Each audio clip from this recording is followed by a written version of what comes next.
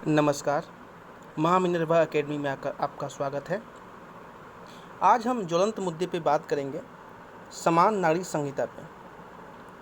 उत्तराखंड से एक खबर है। पुष्कर सिंह धामी सरकार ने उत्तराखंड में समान नागरिक संहिता यूनिफॉर्म सिविल कोड लागू करने का संकल्प लिया है।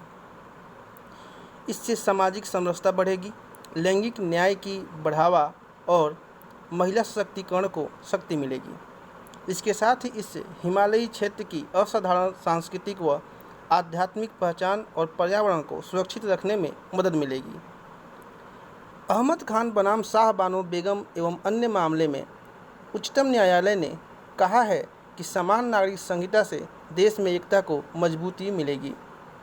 कोई भी समुदाय इस विषय में स्वतः पहल नहीं करेगा, अतः समान नागरिक संहिता लाना सरकार का दायित्व है। कुछ संवैधानिक प्रावधानों की बात करते हैं। अनुच्छेद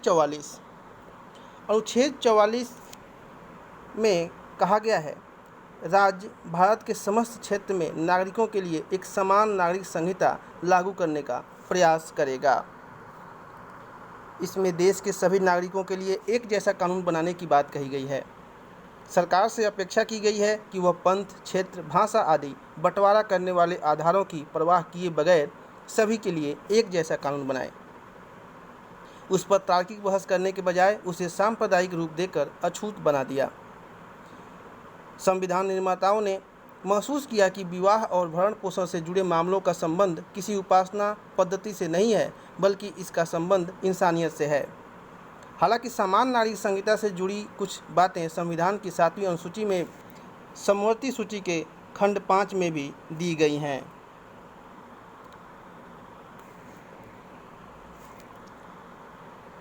अब इससे संबंधित कुछ और एक्ट पे ध्यान देते हैं। मुस्लिम पर्सनल लॉ शरीयत एप्लीकेशन एक्ट 1937, विवाह, पालन पोषण, मेहर, तलाक और उत्तराधिकार जैसे मुद्दे भी इसके अंतर्गत आते हैं।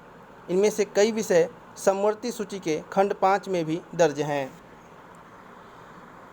महिला सशक्तिकरण की बात करें, किसी महिला को सामाजिक सुरक्षा मिलती है या पति से अलग होने के बाद उसे दर बदर भटकने के बजाय गुजारे भत्ते की व्यवस्था की जाती है।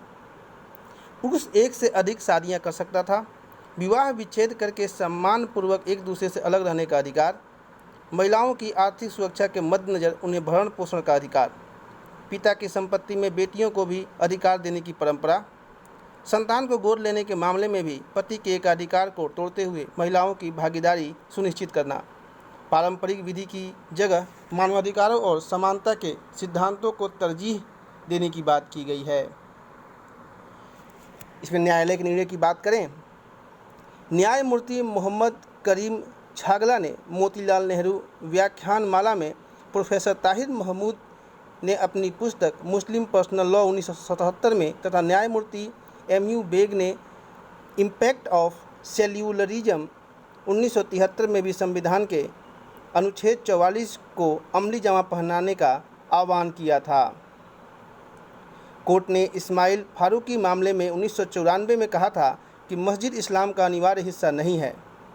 3 तलाक, गुजारा भत्ता देने का कानून और वायुसेना में गैर सिखों को दाढ़ी बढ़ाने के अधिकार के बारे में अनेक फैसलों से अदालतों ने धर्म के ऊपर समानता और संविधान को वरीयता दी थी।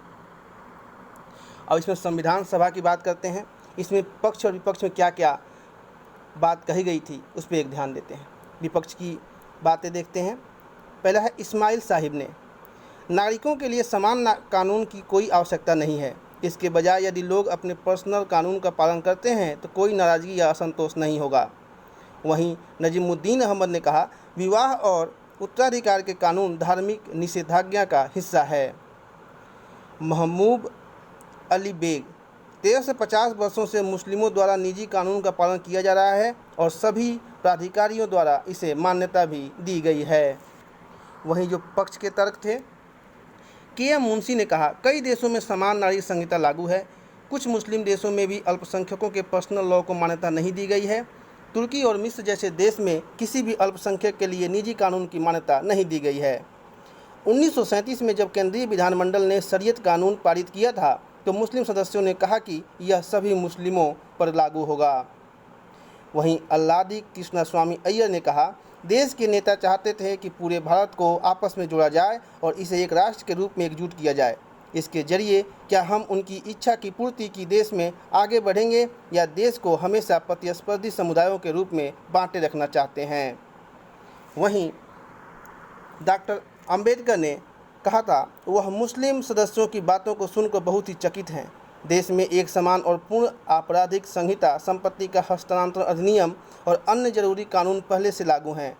इसका मतलब है कि व्यावहारिक रूप से पूरे देश में नागरिक संहिता लागू है। विवाह और उत्तराधिकार के विषय इससे बाहर हैं। इसलिए हम सब इस अनुच्छेद को संविधान में रखना चाहते हैं। इसी के साथ समान नागरिक संहिता पर आज का अंक यहीं समाप्त हुआ। हरिओम।